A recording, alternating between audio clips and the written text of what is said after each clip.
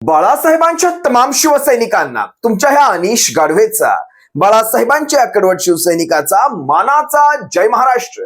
शिवसैनिकांनो, अजूनही शिवसेना एक वादळ या आपल्या हक्काच्या माध्यमाला सबस्क्राईब करायचं कुठेतरी राहून गेलं असेल. अजूनही सबस्क्राईब केलं नसाल तर तुम्हा सर्व शिवसैनिकांना पुन्हा एकदा कळकळीची विनंती करतो. आता ताबडतोब शिवसेना एक वादळ आपण सर्वांनी लाखोंच्या संख्येने सबस्क्राईब ठेवा. उभ्या महाराष्ट्राच्या कानाकोपऱ्यात तुमच्या माझ्या शिवसेनेच्या ज्वलंत विचारांना पोहोचवणाऱ्या या माध्यमाला आपण सर्वांनी मिळून मोठं करा ही नम्र विनंती करतो. गेल्या 2-3 दिवसांपासून महाराष्ट्रामध्ये बाप या विषयावरून राजकारण तापलंय. आता बाप बदलणाऱ्या अवलादी अनेक आहेत महाराष्ट्रामध्ये. या राजकारणामध्ये दररोज आता बाप बदलले जात आहेत. आता राजकीय बाप म्हणजे तुम्ही समजू शकता मला काय सांगायचंय. आज हा पक्ष, उद्या तो पक्ष, परवा तो पक्ष, सगळं काही संपलं की पुन्हा पहिल्या पक्षात परत ती सुरुवात, दुसरा, तिसरा, चौथा, पाचवा, असे बाप कायम बदलले जात आहेत. आणि कदाचित ही फॅशन होऊ घातलेली आहे महाराष्ट्रामध्ये. आणि महाराष्ट्र याचं घाणेरडं एक कुप्रसिद्ध उदाहरण हो पाहतोय. हे खेदाने व्यक्त करावं लागेल इथे शिवसैनिकांना. पण आता नितेश राणेंचं हे बापाविषयीचं स्टेटमेंट, त्यानंतर नारायण राणेंची त्याच्यावर सारवासारव, मला वाटतं आज देवेंद्र फडणवीसांनी सारवासारव केली. खरं तर सुरुवात ह्यांनीच केलेली आहे. जे सारवासारव आज करतायत हे देवेंद्र फडणवीस असतील, हे नारायण राणे असतील. आता नारायण राणे यांना जर विचारलं राजकीय बाप नरेंद्र मोदी, त्यानंतर जर त्यांच्याच घरातलं विचारलं, आता काल परवाच त्यांचं स्टेटमेंट आहे, मला वाटतं निलेश राणेंचं, ते म्हणतायत माझ्या कपाळाला 10 वर्षानंतर गुलाल लागला, तो गुलाल लावला शिंदे साहेबांनी. त्यानंतर नितेश राणेंना विचारलं, नितेश राणे म्हणतायत मुख्यमंत्रीच आपला बाप, सागर बंगला आणि बॉस, काय काय ती विधानं सोडून द्या. अशी अनेक उदाहरणं आहेत. ती जर दाखवत गेलो तर व्हिडिओ हा संपूर्ण 100, 200, 300 तासांचा व्हिडिओ बनेल. त्याविषयी मी बोलत नाही. खरं तर यांनी बाप काढला होता शिंदे गटाचा. आता शिंदे गट याच्यावर काय व्यक्त होतोय अजूनही व्यक्त झालेला नाही. तसं त्यांना नैतिक अधिकार सुद्धा नाही, जे काही असेल ते. पण आज हे राणे कुटुंब आणि ह्या राणे कुटुंबाचं बाळासाहेबांविषयी आलेला उमाळा, कारण बघा ना, काल परवापर्यंत सन्माननीय राजसाहेबांच्या त्या मदतीवर हे खासदार झालेले आज त्यांच्यावर उलटून पडले की ह्यांचे 0 आमदार, ज्यांच्या सोबत युती करतायत त्यांचे 20 आमदार, 0+20 बताओ, मल्टीप्लाय करो म्हणतायत. मल्टीप्लाय करो, यांना ऍडिशन कळत नाही, इंग्लिश मध्ये मल्टीप्लाय. काय म्हणाले एकदा ऐका. क्या समीकरण मालूम नहीं, 2 भाई इकट्ठा, और 2 भाई की ताकत क्या है? एक इधर 0 MLA, दूसरे इधर 20. करो ना मल्टीप्लाई. काय आपले प्लस करो, कितना होता है, फर्क नहीं पड़ते. हे स्वतः एकटे नाहीत तर यांचे चिरंजीव सुद्धा सन्माननीय राजसाहेबांचा अशा प्रकारे इन्सल्ट करून गेले, एक अपमान करून. 2024ला एकाला 20 आमदार दिले, दुसऱ्याला 0 दिलेले आहे. भरपूर ताकद आहे. आम्ही एवढा घाबरलो आहे की आम्हाला झोप लागत नाहीये. एवढी भीती वाटते आम्हा लोकांना. भारतीय जनता पक्ष, आमच्या जिल्हाध्यक्षांना घाम आलाय, मला घाम आलाय की आता आमचं कसं होणार. केवढी मोठी ताकद आहे हो. एकाकडे 20 आमदार आहेत, दुसऱ्याकडे 0 आहे. बाप रे. आणि आमच्याकडे तर 132 आहे. तो कशी तुलना होणार आमची या दोघांबरोबर. आम्हाला दोघांना फार चिंता वाटते आता हो. आता मला इथे एक तुम्हाला बाळासाहेबांचा जुना व्हिडिओ दाखवायचा आहे, जाणीवपूर्वक दाखवायचा आहे, कारण बाळासाहेबांचं प्रेम उमाळून येतं यांना. बाळासाहेब आमच्यासाठी सर्वश्रेष्ठ, ते स्वतः बाळासाहेब. कारण बघा ना, बाळासाहेब असताना या राणेंनी शिवसेना सोडली होती. त्यावेळेस 13-14 आमदार त्यांनी हाताच्या पंजावर निवडून आणले होते. पण बाळासाहेब असताना, बाळासाहेबांच्या हयातीमध्ये ज्यांनी बाळासाहेबांना ते दुःख दिलं होतं, त्यांच्याविषयी स्वतः बाळासाहेब काय म्हटले होते, भर सभेमध्ये म्हटले होते. एकदा तुम्हाला हे ऐकावं लागेल. व्हिडिओ जरी हा 5 ते 6 मिनिटांचा असला तरी मला वाटत नाही याच्यातला एकही मिनिट तुम्ही मिस कराल, कारण प्रत्येक मिनिटामध्ये एक वेगळा अर्थ आहे. बघा, कुठले प्राणी पाळले, यांना कसली उपमा दिली, नारायण नारायण, कसल्या कसल्या, सगळं काही बाळासाहेबांनी या 6 मिनिटांच्या व्हिडिओमध्ये अतिशय स्पष्ट समजावून सांगितलेलं आहे. जरा पहा. मधल्या भानगडी काढ, उद्धवच्या काढ, माझ्या काढ, राजच्या काढ, सगळ्या नेत्यांच्या काढा. चला, परवाकडेच लोकसत्तेमध्ये मोठं महसूल मंत्र्यांच्या बाबतीत त्यांनी जो काही एकंदर केला होता फ्रॉड मोठा, तो छापून आलेले, मोठं पान छापून आलेले. बरं, नारायण नारायण वाचा. जागा बदलण्यात, शिक्के बदलण्यात, इकडूनची थुंकी तिकडे करण्यात पटाईत एकदम. अनेक गोष्टी त्यांनी मला लिहून पाठवल्या. त्याची उत्तर काय द्यायचे, काय उत्तर द्यायची. हे लोक काय त्याला तक्रारी करत बसतात वर्तमानपत्रामध्ये. कुत्र्यानं आवरा, कुत्र्यानं आवरा.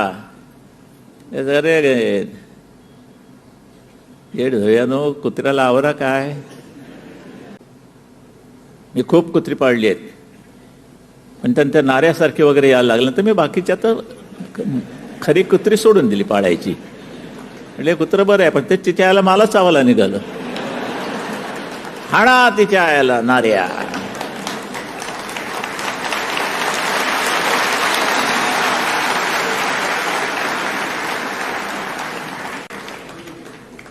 ते काम, पवित्र काम तुम्हाला करायचं आहे.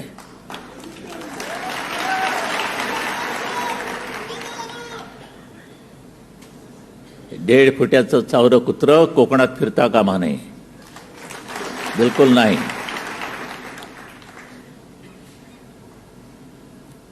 म्हणजे आमच्या सभावते रोधाण्याचा प्रयत्न करा, चेचून ठेचून टाकू.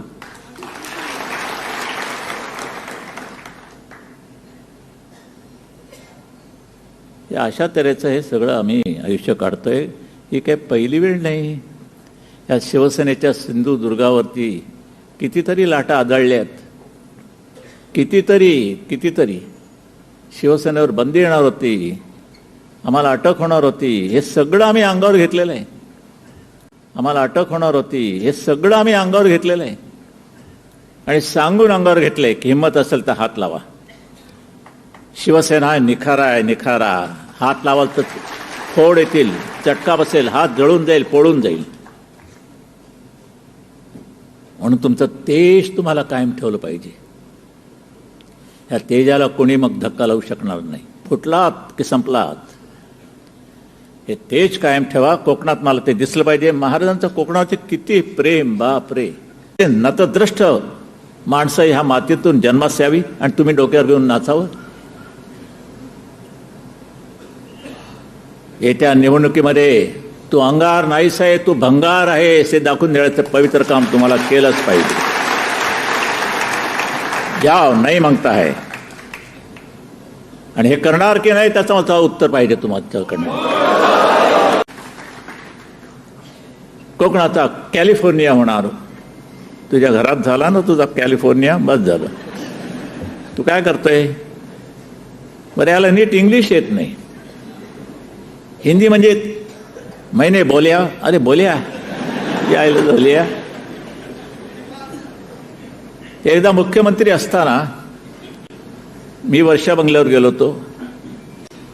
हे बसलं होतं नागोबाचं पिल्लू, मी त्याच्या इथे. त्यानंतर महेंद्रचे ते आले होते आनंद, आणि एक कोणतरी फॉरेनर त्यांनी आणला होता, गोरा साहेब, मोठा तगडा असा.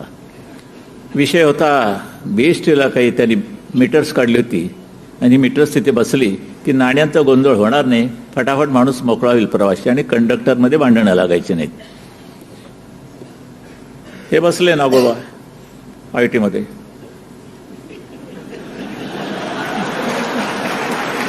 असे त्याला त्याच्या पोलिसीस असतात की साला इंग्लिश करून टाकेन साली, मुळात तर त्यांची ही झालेली असते. आणि तो बोलायला लागला,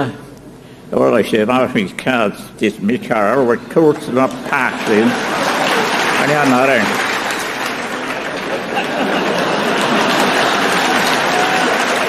ते काय झाटं कळलं काय तुला? एक अक्षर नसेल कळलं त्याला. तो आपल्या याच्यामध्ये फर्स्ट क्लास ऑफ स्ट्रीट आणि and then for this is for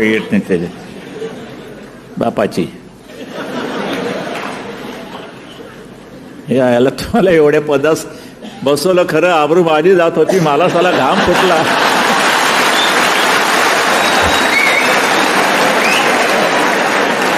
काय म्हणेल तो फॉरेनर, काय म्हणाल, काय येड जवळ कोण बसवले हो तिथे?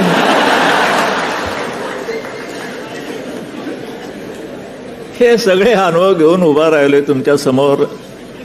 बरं, मानताय तो पण बाबा आहे. बरं,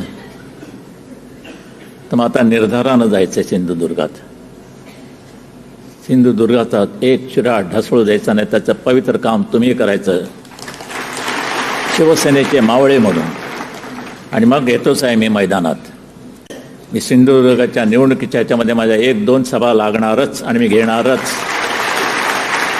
त्यावेळेला शिवरायाचा भगवा झेंडा, शिवसेनेचा हा भगवा झेंडा डौलानं, जबरदस्त तेजानं फडकत राहायलाच पाहिजे, राहायलाच पाहिजे, राहायलाच पाहिजे. जय हिंद, जय महाराष्ट्र.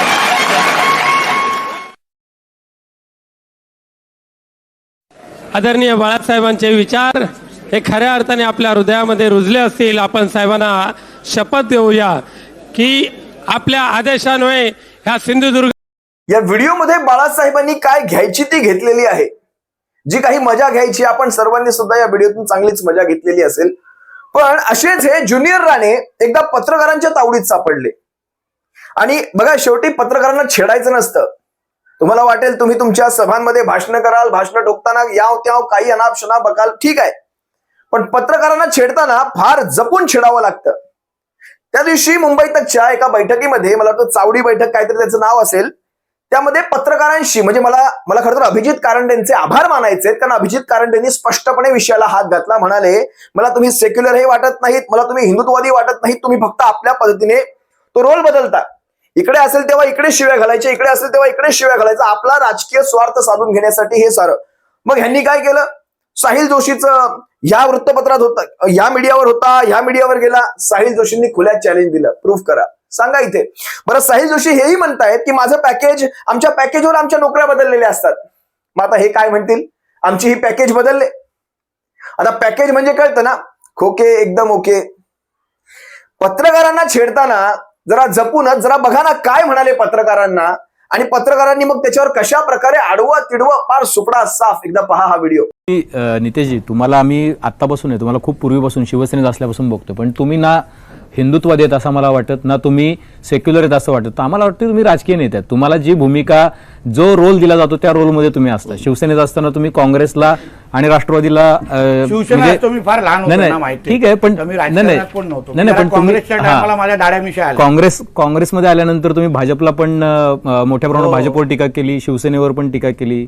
तुम्ही हाफ चड्डीवाले म्हणून पण राष्ट्रीय स्वयंसेवक संघाला हिणवलं. नाही, राष्ट्रीय स्वयंसेवक संघाला तुम्ही हाफ चड्डीवाले म्हणून हिणवलं वगैरे. पण त्यानंतर चौकशा वगैरे सगळं आल्यानंतर मग तुम्ही भाजपमध्ये आलात, आणि आता तुम्ही भाजपच्या म्हणजे त्यांना तुमची ऐका ना तुमची स्टोरी नाही काय, तुमचे प्रश्न चुकीची माहिती जाऊ नको म्हणून. बरोबर, ठीक आहे. हा, चौकशी लागल्या म्हणून तुम्ही बोलाल आणि मोकळे व्हाल असं राहण्यापेक्षा त्याची रितसर तक्रार जी होती, ओळखतो. त्याची रितसर तक्रार जी होती ती किरीट सोमय्यांनी केलेली होती, म्हणून मी म्हटलं. मग तो एक भाग होता. बरोबर जे काय झालं त्या संदर्भात घेतलेली ती भूमिका होती. माझा प्रश्न पुढचा आहे, आणि आता ती इन्क्वायरी आजपासून आधी सुरू आहे, त्याच्यात काही झालंच नाही. म्हणजे जनरली असा इतिहास आहे की भाजपमध्ये आल्यानंतर काही होत नाही. असं काय नाही, खूप लोकांच्या इन्क्वायरी सुरू आहेत आज पण. नाही, त्याचं पुढे काय तयार केलेलं त्याचं पुढे काय होत नाही की त्यामुळं तुम्ही फक्त एक भूमिका म्हणून आणि भाजपला फायदा व्हावा म्हणून ह्या सगळ्या गोष्टी करतायत. तुमच्या राजकीय फायद्यासाठी चालू असा आरोप करतात विरोधक, कारण त्यांनी तुम्हाला काँग्रेसमध्ये पण बघितलंय, त्यांनी तुम्हाला भाजपमध्ये पण बघितलंय. 12 वर्ष काँग्रेसमध्ये जाणं हे आमची त्या आम्हाला म्हणजे फसवलं असं म्हटलं चुकी, कारण ह्यांना स्टोरी पुरी माहिती आहे साहिलजीने. तुम्ही तिथे असताना RSSला चड्डीवाला म्हणत होतात, त्यामुळे नंबर 1 शत्रू भाजपचे तुम्ही. आता इथे येऊन तुम्ही काँग्रेस आणि ह्यांच्यावरती ज्या पद्धतीने बोलताय किंवा ज्या पद्धतीची टीका करताय, भाषण करताय, हा प्रश्न इथे किती लोकांना विचारायला, तुम्ही सगळ्यांनी चॅनल बदललेले आहेत. मी तरी मला कधी विचारलेलं नाही, मला तरी नाही विचारू शकत. कसं काय, तुम्ही पहिला स्टार न्यूज मध्ये होता? मी कधीच नव्हतो स्टार न्यूज मध्ये. 23 वर्ष मी इंडिया टुडे मध्ये आहे. तुम्ही मला दाखवून द्या कुठल्या चॅनलमध्ये स्टार न्यूज मध्ये होता. नाही, चुकीची माहिती आहे तुमची. चुकीचा फीड केलाय. कशाला उगाच तुमच्याबद्दल असते माहिती का? मी तेच सांगतो, चॅनल आहे, बरोबर वाटणार. पण त्याहीपेक्षा माझा मूळ मुद्दा असा आहे, मुख्य मुद्दा 4 चॅनल बदलले ते चालतात. आम्ही वडिलांना आमचा इतिहास काढला जातो. आता मी पण बोलू शकतो, BBC मध्ये असताना हे मुंबई तक आणि आज तकला शिवाय द्यायचे, कधीच नाही दिलं. राजकीय पक्षाचं आयडिओलॉजिकल भूमिका मांडणं आणि त्याच्यावरती तुम्ही मतं घेणं आणि एखादा चॅनल बदलणं, या 2 गोष्टी सेम आहेत. पत्रकारिता लोकशाहीचा स्तंभ, पण तेवढेच लोकांना अकाउंटेबल आम्ही पूर्णपणे अकाउंटेबल आहोत आणि त्याच अकाउंटेबिलिटीने आम्ही तुम्हाला विचारतोय. तुम्ही करेक्ट बोलताय, आम्ही अकाउंटेबल आहोत आणि त्याच अकाउंटेबिलिटीने तुम्हाला आम्ही प्रश्न विचारतोय की एकेकाळी तुम्ही ज्या राष्ट्रीय स्वयंसेवक संघाला हाफ चड्डीवाले आणि अशा पद्धतीने म्हणत होतात, आज त्याच संघाच्या शाखेमध्ये जाऊन तुम्ही बसता, याच्याबद्दल तुम्हाला प्रश्न विचारला पाहिजे की नाही, त्याच अकाउंटेबिलिटीने. तुम्हाला काही कारणामुळे तुम्हा लोकांना नवीन चॅनलमध्ये जायसारखं वाटतं, मग पॅकेज चांगलं असतं, संपादक चांगला असतो, ते सगळं चालतं. तुम्ही पॅकेज चांगलं म्हणून सगळं BJP त गेला. चांगलं नाही कारण वेगळी असू शकतात. एक्झॅक्टली कारण तुमची पॅकेजची कारण असू शकतात, प्रोफेशनल गोष्टीसाठी म्हणून पर्सनल गोष्टी काय ना. प्रोफेशनल गोष्टी आयडियोलॉजी तुम्हाला काँग्रेसची आयडियोलॉजी पटत नव्हती म्हणून तुम्ही बीजेपी मध्ये आलात. असंख्य कारण होती. एक्झॅक्टली त्याच गोष्टीसाठी प्रश्न एक्झॅक्टली ना. पण माझं काय म्हणणं आहे, तुम्ही या पद्धतीत एक लक्षात घ्या, एक तर मुळामध्ये हा विषयांबद्दल असला पाहिजे, महाराष्ट्राच्या विषयाबद्दल आम्ही कोण कुठे आहोत, मग त्याच्यामध्ये सगळ्यांचे मग काढले पाहिजे. हा महाराष्ट्राचाच विषय आहे. कोण म्हणून साहिल जोशी पहिलं काय बोलायचं आणि आता काय बोलतो, मग सगळेच रेफरन्सेस काढले पाहिजे. हिंदुत्ववादी विचारसरणीबद्दल तुमचे आणि देशांबद्दल तुमचे काय अगोदरचे विचार होते हे पण सांगितलं पाहिजे. सांगा. आता इथे सांगायचा विषय नाही, वेगळा शो ठेवू ना. आपण चावडीवरती ओपनली बोलतोय दिल्लीला नितेशजी, आपण चावडीवरती ओपनली बोलतोय. आज होऊनच जाऊ द्या. आज तुम्ही माझा विषय काढा, मी तुमचा विषय रागवताय. एक मिनिट चला एक मिनिट दुसरं कोण आपला एक मिनिट नितेशजी, आपला हा विषय आपला टेबल टेनिस. त्याचाच एक दुसरा अंक मला एकदा पुण्याच्या की कुठल्या मला ठीकसा आठवत नाही, पण तिथे एका महिला पत्रकार प्रतिनिधीने एक प्रश्न केला. आम्हाला एक नवल वाटतं, आम्हाला एक प्रश्न पडतो, पण जसे कपडे बदलले जातात तसं राणे कुटुंब हे पक्ष बदलतं, तोंड पाहण्यासारखं झालं होतं. जरा हा सुद्धा एकदा व्हिडिओ पहा. आमच्या सर्वांना एक कुतूहल आहे की कपडे बदलतात तसं तुम्ही पक्ष बदलता. याच RSS ला तुम्ही हाफ चड्डी वगैरे असं एकेकाळी म्हणत जानवेवाले बोललेले तुम्ही, तुमचे व्हिडिओ सध्या व्हायरल होत आहेत. कसं हे होतं सगळं, आता विचारधारा जी आहे त्याच्याबाबत नेमका प्रश्न काय, म्हणजे इथंच बालगंधर्वच्या शेजारी तुम्ही गडकरींचा पुतळा उभं टाकल्यानंतरची तुमची भूमिका आजही त्या आम्हाला जो भूमिका पटते त्या भूमिका आम्ही स्वीकारतो. कपडे बदलतो आणि पक्ष बदलता म्हणजे तुम्हाला अशी इच्छा असेल की मी तुमच्या प्रश्नाला उत्तर देऊन तुम्हाला TRP वाढू मॅडम, तसं मी वाढणार नाही. तुम्ही मला कधीतरी नंतर बोला, तुम्ही मला कधी वाटत नाही याच्या पुढे कधीही या पत्रकारासमोर हे राणे गेले असतील. जसे ही पत्रकार दिसली असेल तिथूनच रस्ता बदलला असेल, इकडून तिकडून पळून गेले असतील. हे असे पत्रकार सुद्धा फार गरजेचे आहेत. आज पत्रकारिता जर ही अशा प्रकारची असती तर गद्दारांनी सुद्धा गद्दारी करताना 10 वेळा विचार केला असता. कारण उद्या प्रत्येक ठिकाणी पत्रकार प्रश्न विचारतील, पण आज झालंय वेगळंच चित्र. आज हे सुद्धा सामील होत आहेत. ठीक आहे, जे काही असेल ते आज त्या विषयात मी जात नाही, पण हे इथे दाखवणं यासाठी गरजेचं होतं.